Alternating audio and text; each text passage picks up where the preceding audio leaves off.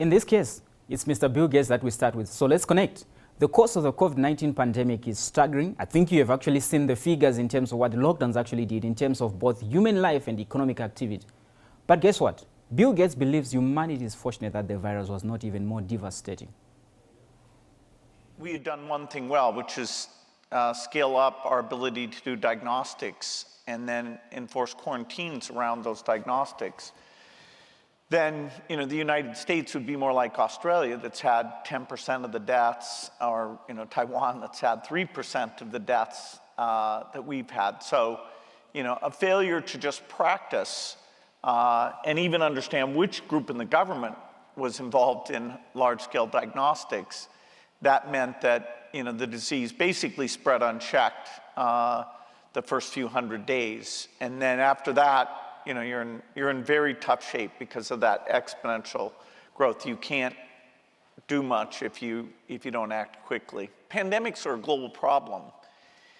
And, if one country doesn't do its part in practicing to detect and contain, then that's a problem for all the other countries. So you need, at the global level, a group of experts that combine modeling, epidemiology, communications, data, a variety of things that are working with countries to practice and then understanding, okay, what are those capabilities? You'll always have a few countries that have such limited capabilities. The global group itself really has to take responsibility for a dozen or so countries, but it's only about 3,000 people. I have to say, given the toll of this pandemic, 20 million dead globally, million in the US, and it could have been way more fatal. We just got lucky that the death rate per case was like 0.2%. The amount that people are, debating, okay, what should this look like? And the amount of resources required under anyone's solution is actually pretty modest. This germ team, because it's 3,000 people and it would have to be run by WHO, that's about $1 billion a year, which, we've lost, over 14 trillion so far for this pandemic. And there would be benefits even in non-pandemic years of looking at outbreaks, containing them in a much better way. So, hopefully we're not so distracted by all the problems, we have a lot of serious problems that, what should we fund germ? Do other people have ideas what that looked like? Hopefully the book has kicked off a debate that, within the next year or so, while we still remember how horrific, not just the death, but the educational deficits, the depression, what we've done to budgets is going to be a key factor fueling this macroeconomic term with dramatic inflation levels. So the COVID Grinch is back, and guess what he's speaking about? His GEM team is speaking about the book and how people should not forget, because the message is actually fear-mongering. And in that, we actually have also the group of 20, the G20. And this actually happened at the Indonesian Singapore summit. And they say they will establish a new financial intermediary fund that will do what? Support initiatives to prepare for the next pandemic. I thought we are post-COVID, and they actually agree that we are post-COVID. Well, it seems like they're gathering behind the scenes. And in this case, we have the financial minister, that's Dr. Srimalian Indrawat, at the same summit actually giving that kind of initiative some impetus. We have already now agreed to establish financial intermediary fund in order for the world to be able to better prepare when another pandemic is going to hit globally. We understand from all study that this pandemic is not going to be the last one.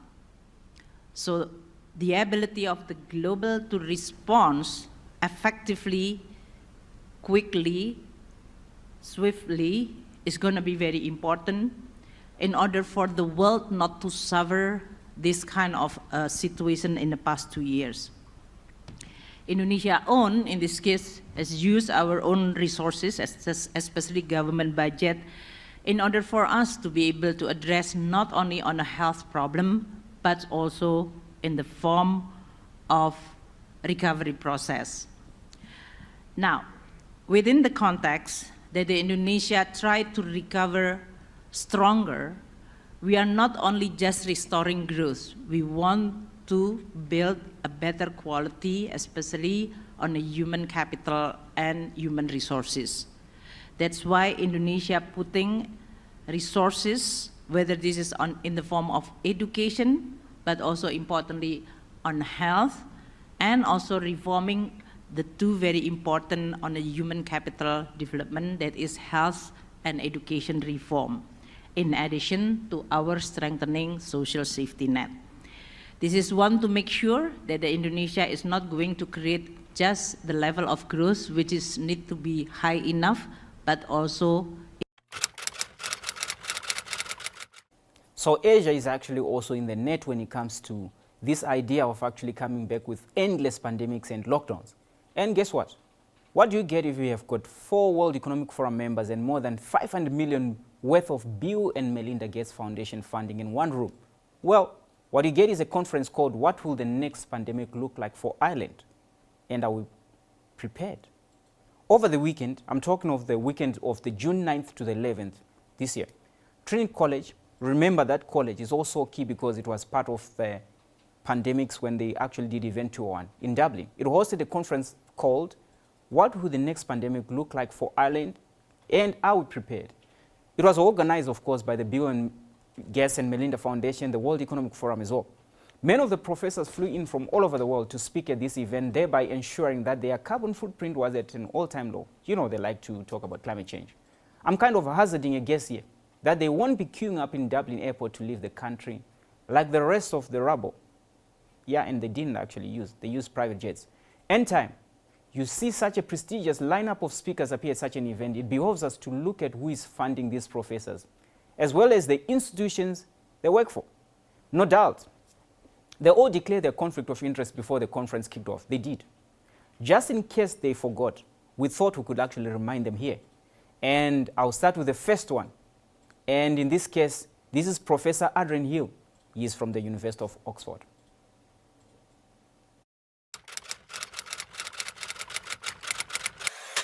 So the Professor Hill works for the area of malaria vaccines, and he penned an article for the World Economic Forum called New Malaria Vaccine Proves Highly Effective, and COVID shows how quickly it could be deployed. Remember that article?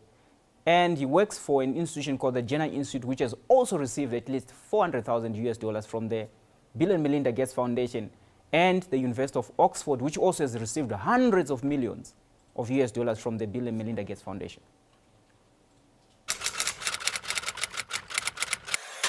Secondly is Professor Iwasak. He works in the Yale University, and he has also received hundreds of millions from the Bill and Melinda Gates Foundation. And Professor Kiko Iwasak also works for the Howard Hughes Medical Institute. In 2016, the same institute, the Howard Hughes Medical Institute, known as HHMI, and its partners actually received from the Bill and Melinda Gates Foundation, the Wellcome Trust, and the Callister Gulbenkian Foundation. They announced an international program to select up to 50 outstanding early career scientists. You know, those scientists for hire. So the program's aim is to help develop scientific talent worldwide. And HHMI and its partners have committed a total of $37.4 million for the International Research Scholars Program, and will award each scientist who is selected a total of at least $650,000 over 5 years. So that's the prize for their scientists for hire.